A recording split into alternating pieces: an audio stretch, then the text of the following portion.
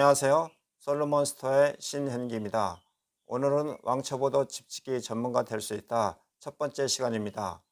오늘의 키포인트는 이번 내용을 들으시면 처음 집을 짓는 분도 건축을 몰라도 시행착오와 경제적 손실을 줄일 수 있고 집 한 번 지으면 10년 고생한다는 얘기도 있지만 본 내용을 잘 들으면 10년을 편하게 살 수 있고 적정한 공사비 지불과 필요 이상의 추가 공사비를 방지할 수 있고 체계적인 유지 보수를 할 수가 있습니다.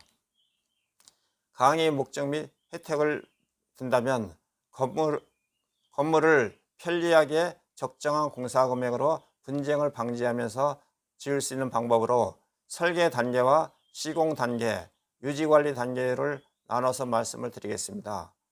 건축주가 가장 혜택을 볼 수 있는 세 가지 장점을 든다고 하면은 공사비를 10% 정도 절감할 수 있으며 10년 동안 하자 보수, 유지 보수와 10년을 젊게 살 수 있습니다.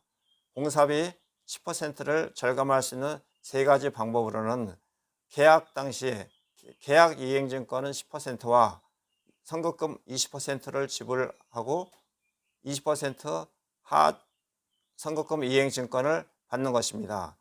그리고 공사 끝난 다음에는 3% 하자 이행증권을 받는 것입니다. 보통 일반 사람들이 헷갈리는 부분은 계약금으로 20% 넣어주고 계약 이행증권도 안 받는 경우가 있습니다. 계약 이행증권과 선급금 이행증권은 별개이며 일반인들이 얘기하는 계약금 20%는 선급금에 해당이 됩니다. 따라서 계약 이행증권 10%와 선급금 이행증권 20%, 도합 30%를 공사 초기에 시공사로부터 보증보험을 받을 수가 있습니다.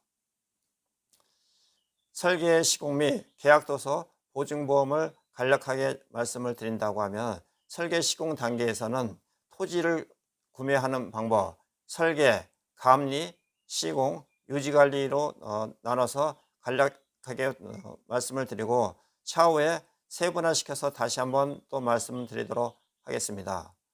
계약도서는 보통 설계도면, 계약서, 내역서, 특약사항 등이 있으며 보증보험은 계약 이행보증보험 10%, 선급금 이행보증보험 20%, 하자 이행보증보험 3% 내지 5%, 또 건축주가 공사비를 지급 보증하는 보험 10% 등이 있습니다.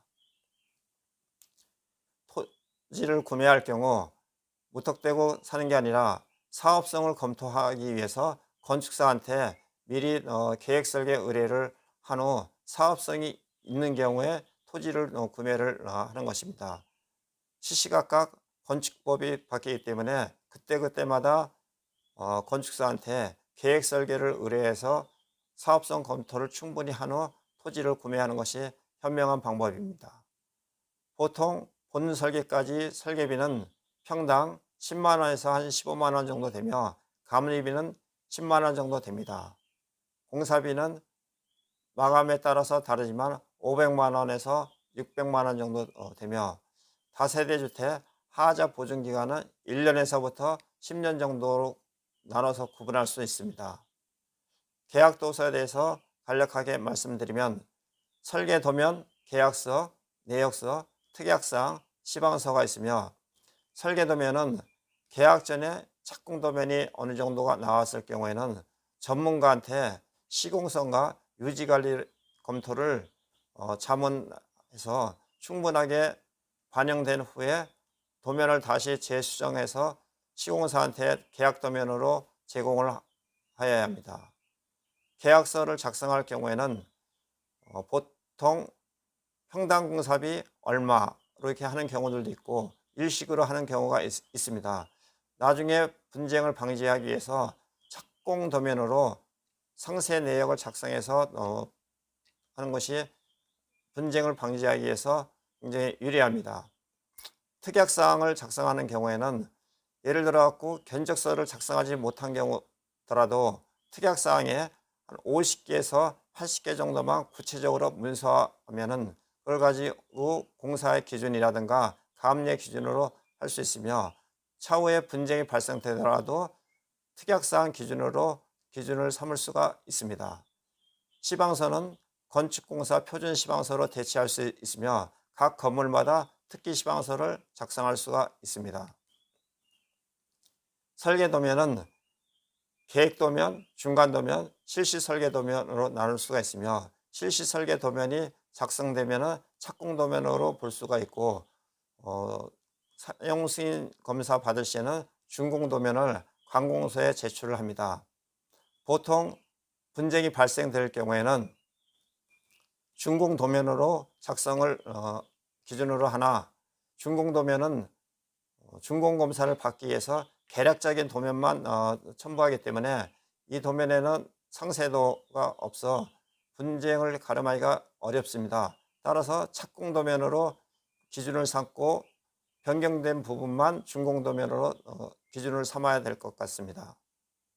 계획 설계를 작성할 경우에는 건축사 3명한테 현상 설계를 해서 그 중에서 가장 우수한 사람한테 본 설계권을 주고 2등, 3등한테는 거기에 따른 비용을 지불하면 좋을 것 같습니다.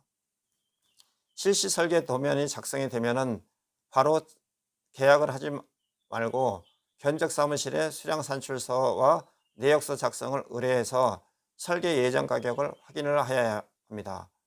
시공업체에서 견적서를 작성하는 경우에는 계략적으로 작성하기 때문에 임의로 변경을 하고 건축주가 일일이 다 확인할 수가 없습니다.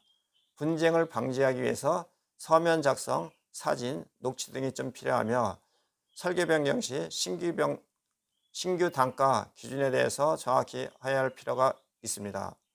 보통 견적서 작성은 건축사 사무소에다가 의뢰를 할 경우 추가 비용 200만 원 내지 400만 원 정도만 주면은 견적서를 작성할 수가 있으며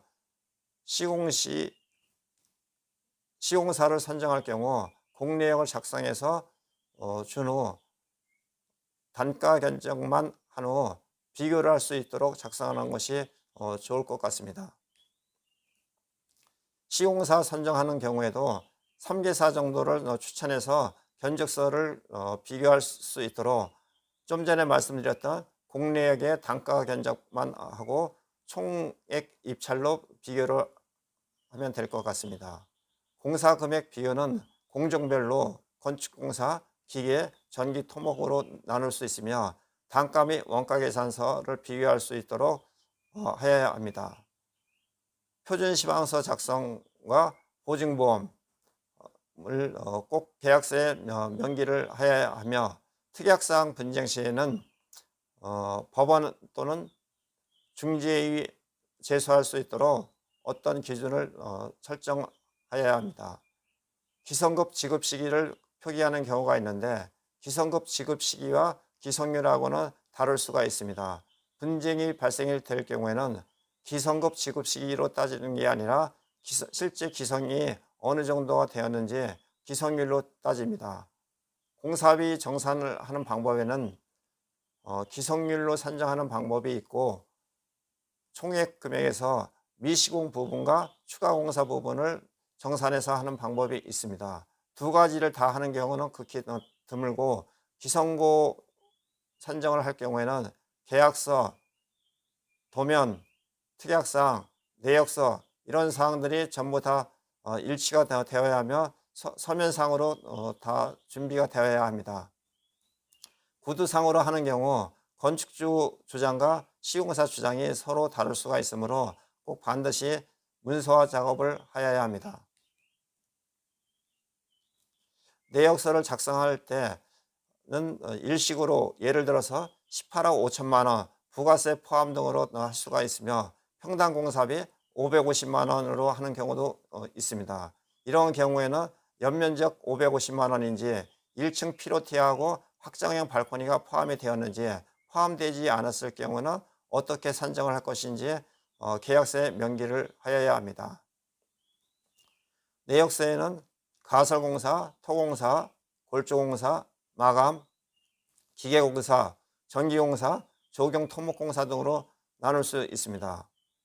공사비가 적정하게 분포가 되었는지 상하 편중이 되었는지 검토가 좀 필요하며 예를 들어서 시공사가 견적서를 작성하는 경우에는 앞에 있는 공정의 공사 금액이 좀 약간 높은 편이며, 건축주가 견적서를 작성하는 경우에는 뒷부분의 공정의 공사 금액이 좀 편중되어 있는 경우가 있기 때문에 적정한 공사비가 작성이 되었는지 검토가 필요합니다. 이상으로 왕초보도 집짓기 전문가 될 수 있다에 대해서 말씀드렸습니다. 아직 구독 신청하지 않으신 분은 구독 신청해 주시고, 본 내용이 좋다고 생각되시면 좋아요 눌러주시면 감사하겠습니다. 간단한 문의사항은 솔로몬 스토어나 010-3003-3190 다음 카페에서 야후건축, 솔로몬 건설 분쟁 연구소, 솔로몬 부동산 컨설팅, 카카오톡 플러스 친구에서 솔로몬 스토어나 트위터, 페이스북에서 같이 공유하도록 하겠습니다. 감사합니다. 다음에 좀 더 나은 내용으로 찾아뵙겠습니다.